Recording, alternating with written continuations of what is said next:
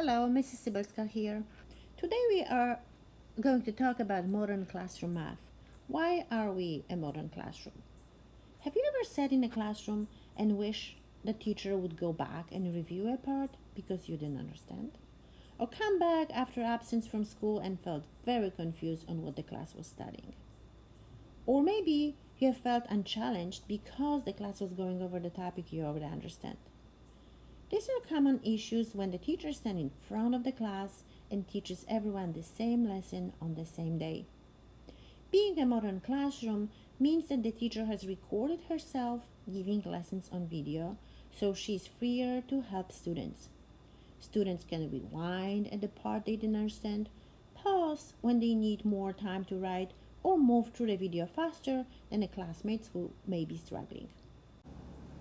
Another part of being a modern classroom means that students need to show that they truly understand a lesson before they can go on to the next one.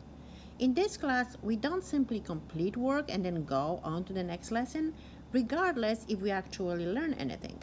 If your mastery check does not show that you fully understood a lesson, you will be asked to review your notes and retake the mastery check. If you have never learned the letters of the alphabet, you never could have learned to read. If you had never learned to walk, you wouldn't be able to run.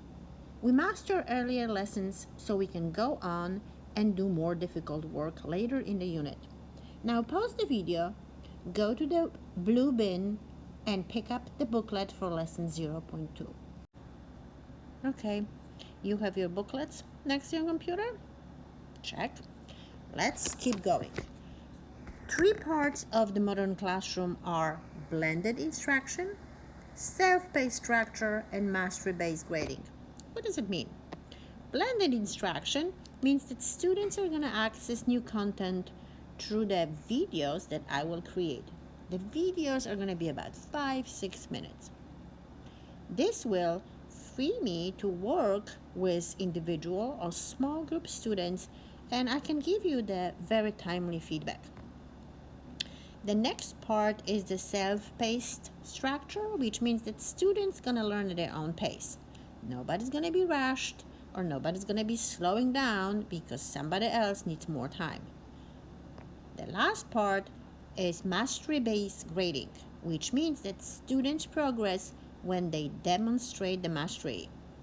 Students who do not pass the mastery check will be asked to revise the work, practice a little more, and retake the mastery check. They may work with me during the study hall. Did you notice which words are missing from your notes? Okay, this would be a time to put them in. Blended, self-paced, and mastery-based. Stop the video and add the 3 words to your notes now.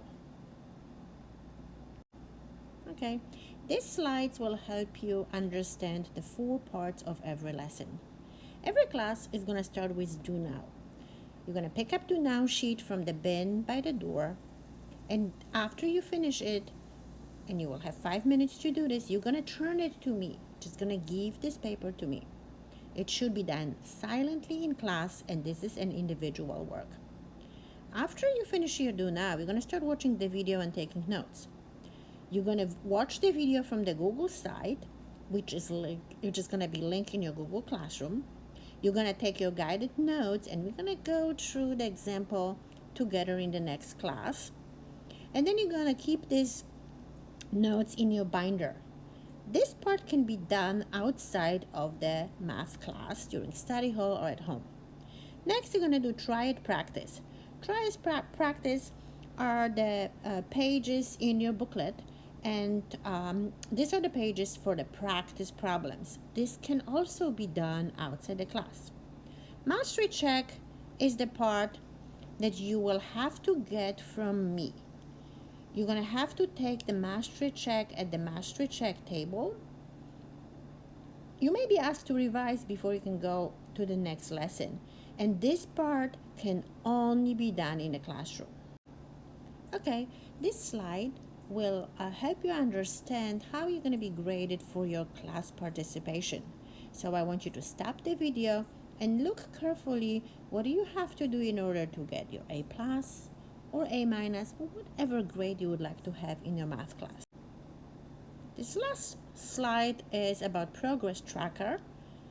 We will talk about a progress tracker in details later, but every day you will see the tracker and you can see if you are ahead of pace, on pace, or you are revising your work.